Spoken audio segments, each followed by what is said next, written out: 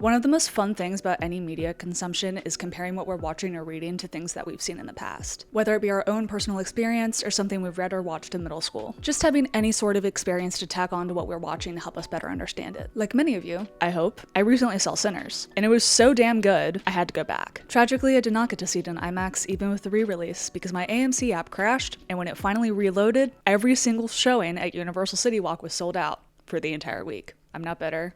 It's fine. Anyway, I know it only came out in April, but I'm gonna be hard-pressed to find another movie that tops this one as film of the year. I loved it that much. And while there is a lot to talk about regarding this film, I just want to focus on how they use the vampire. That's vampire with a capital V. But on the topic of comparison, while watching Sinners, I couldn't help but think of another entry in the modern vampire genre that I love, directed by my absolute favorite, Mike Flanagan, Midnight Mass. If you're unfamiliar, I implore you to watch the show. It's absolutely genius, and I could spend an entire video breaking the whole thing down. And maybe, actually, one day I will. I know for a fact it won't be the last time I talk about Mike Flanagan on this channel anyway. But like with Sinners, I just want to focus on how the vampire is used. Because Coogler and Flanagan, while the heart of their stories are very different, both use the vampire in a very similar way that I haven't seen in any other media. I don't have any grand thesis for this video. Since I love both movies, I just thought it would be fun to talk about them in conversation with one another. Like I said, it can help us better understand both in the end. As always, I gotta say a few things before I really start. Firstly, Midnight Mass is not a movie. It's a 7-episode limited series. But for everyone's sake, because if I say the word media too many times I may collapse, I'm going to sometimes refer to it as movie in this video. Just pretend with me. Also, so many spoilers. Proceed with caution always on this channel. Lastly, I'm going to assume that if you're watching this video, you saw Sinners. It's broken box office records, so I think that's a safe assumption. But I know, unfortunately, not everyone has seen Midnight Mass. So here's a brief and accurate summary courtesy of my Letterboxd. What if you're an elderly priest who went on pilgrimage and then got lost in a cave only to stumble upon a vampire whom you mistook to be an angel, and then you recover your youth and bring the vampire back to your small town and give your parishioners its blood as the sacrament, and then you all burn alive. The rest of the pieces will fall into place as we go along, but that's all you really need to know to survive this video. I'm going to divide this up into 3 major sections: religion, freedom, and community. These 3 are intricately connected, so we'll be adding onto each piece as we go along. Let's get going.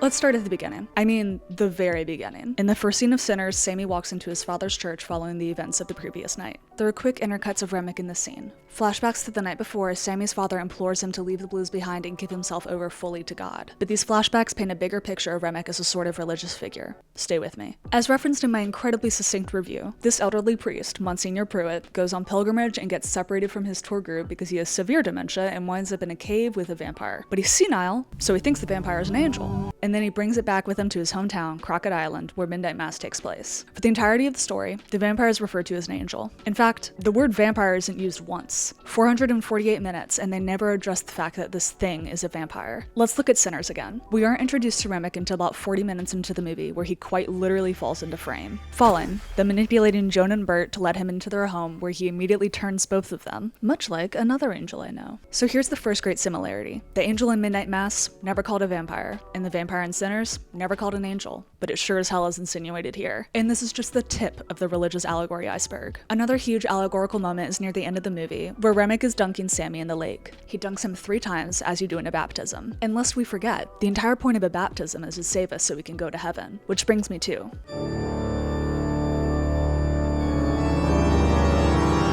Vampires are bloodsuckers, literally and metaphorically, but in both instances here they're presented as givers. Givers of salvation, givers of freedom, givers of eternal life, heaven on earth. One of the largest selling points of any religion, and in particular Christianity, is the promise of eternal life. Freedom from the strings of the material world, salvation in spite of us being sinners.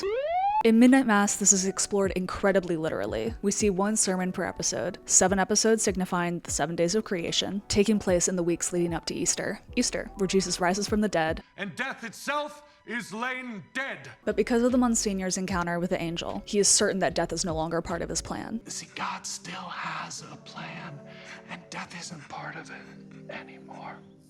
Not for all of us. And later, he implores his congregation. The final transformation will not be yours unless you let your earthly body die, so that your divine body can awaken. In the same way Monsignor Pruitt is trying to free his congregation from their earthly bodies, all Remick wants to do is turn everyone so they can have heaven on earth. He says it countless times throughout the film. I wish in my heart that we'd have met sooner. I would have liked to have saved your mother from her fate. I can still save you from yours. Oh, now you must have me confused. I'm sad as all, but I don't need no saving. Yes. Yes, you do. You all do. I am your way out. And this world already left you for dead. Won't let you build. Won't let you fellowship. We will do just that. Together. Forever. Both men found eternal life here on Earth and want to share it with others. But freedom is a topic of discussion even outside of religion in both movies. Early on, Stack tells Smoke, Look at that sky. That's a mighty fine day to be free, ain't it? the type of freedom they have in mind comes with music, a huge aspect of this film. Slim tells Sammy, Blues. It wasn't forced on us like that religion. No, so we brought this with us from home. It's magic what we do. It's sacred.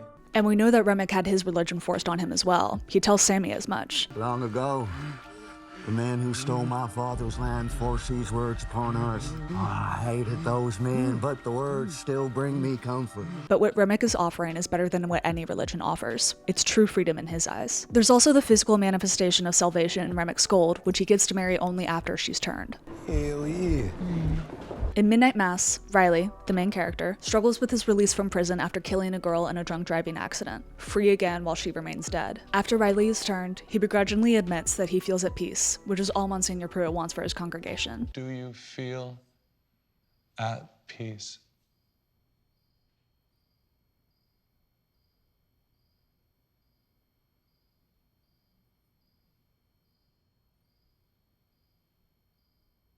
Praise be. Despite this sense of peace, Riley lets himself die the very next sunrise, warning Aaron, his longtime best friend / situationship, to gather the others and leave the island. When Monsignor Pruitt finds out, more than anything, he's offended that Riley would throw away this gift he's given him. The sun came up and I could just tell. He's gone. I'm sorry. It was a gift. It was a gift. He spat it out. This happens in Sinners too. Annie, the go-to girl for all things magic, tells the remaining group this. The soul gets stuck in the body. Can't rejoin the ancestors. Cursed to live here with all this hate. The best thing we can do for him is free his spirit from this curse. She also begs Smoke to kill her if she is turned to free her spirit. If I get bit by one of them, promise me right now that you'll free me before I turn. When he does, Mary and Stat cry for the loss, not understanding the disrespect of Remick's gift of freedom. I love you. Not understanding why they would choose death over eternal life together on Earth. Which brings me to...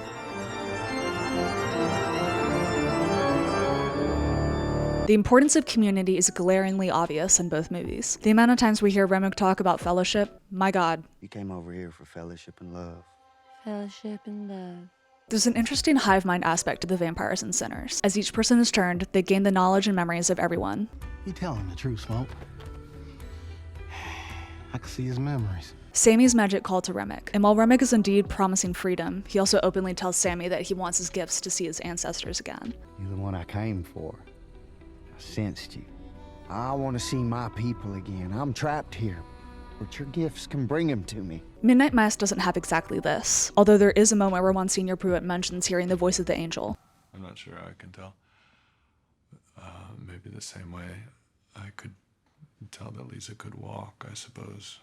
Same way I can hear the voice of the angel. But there's a collective faith held by the majority of the residents on Crockett Island. As the story goes on, Monsignor Pruitt's congregation only grows, everyone hanging on to every word he says. So while they don't necessarily share their memories, their faith is so strong that it's notably comparable to Sinners. Aside from saying fellowship and love countless times, Remick also emphasizes the importance of being together and being a family. Can't we just, for one night, just all be family? When Mary goes outside to talk to Remick, Joan, and Bert alone, they're singing this.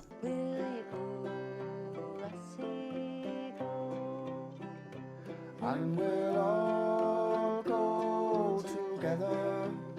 In one of the most iconic moments of the movie, Remick does an Irish jig in the center of his newfound vampire family, adored and at peace. And more than anything, we see the turned members of their community insisting upon Remick's dogma. And what is it we supposed to be doing? Being kind to one another. And being polite. Now we is one people. We family. Ain't that right? I know it sounds crazy, but After we kill y'all, we gonna have heaven right here on earth. We was never gonna be free. We've been running around everywhere looking for freedom. You know damn well you was never gonna find it. Until this. This is the way. Together. Forever. This sense of togetherness is equally as important in Midnight Mass. There's a huge emphasis on being part of a whole throughout the show. Well, he wants to be a part of things. That's a good instinct, you know. A place like this, someone tries to stay separate or isolated, it just hurts the whole. You don't have to sign up for membership or anything. Just show the people that you're here. Part of the whole. You know what I'm saying, right, Sheriff? This whole is the congregation, and the more they all drink of the angel's blood, the more happiness there is in their community. Its blood heals the earthly body, leaving the best, strongest version of oneself in the end. And while for the most part this means people are regaining their sight or their ability to walk, it also means that Erin loses her baby, which leads to one of the most beautiful scenes I've ever seen in anything, where Erin and Riley are talking about what happens when we die. Here's what Erin thinks. Her body as it would have been on her best day on earth, her perfect age, the peak of herself. And that's what we mean when we say heaven. No mansions, no rivers of diamonds or fluffy clouds or angel wings. You are loved. And you aren't alone. Her version of heaven sounds a lot like what Remick and Monsignor Pruitt had in mind. Please, come to Mass. Come to be with us. Come be with your family, of which we all are. Remick and Monsignor Pruitt truly believe that they're saving the others, and for the most part, once they're turned, they believe and welcome that fact. But both men chose to do this to vulnerable communities. Remick said that the clan was coming in the morning to kill them all, and by turning them, he was saving them. They was always gonna kill you. I just happened to show up at the right place at the right time. But they all died anyway. On Crockett Island, the population has been steadily depleting, whether from people dying or moving to the mainland. We used to be hundreds. Now we're just dozens.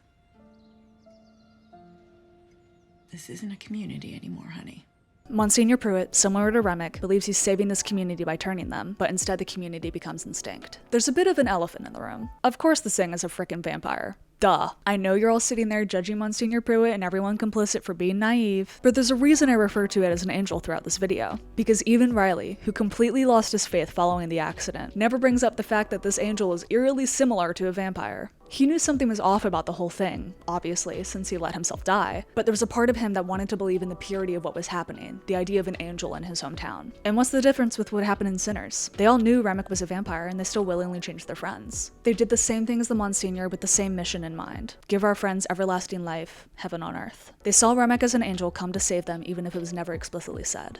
I really hope you all enjoyed this. Please leave a like and a comment if you have any additional thoughts, and subscribe if you want to be extra sweet. I'll see you in the next one.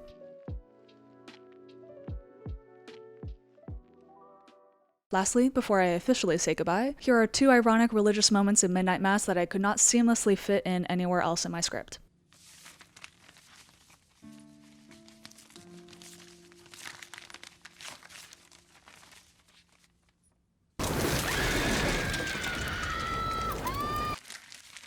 This is my blood, the blood of the new and everlasting covenant. It will be shed for you and for all. Okay, that is all. Good night.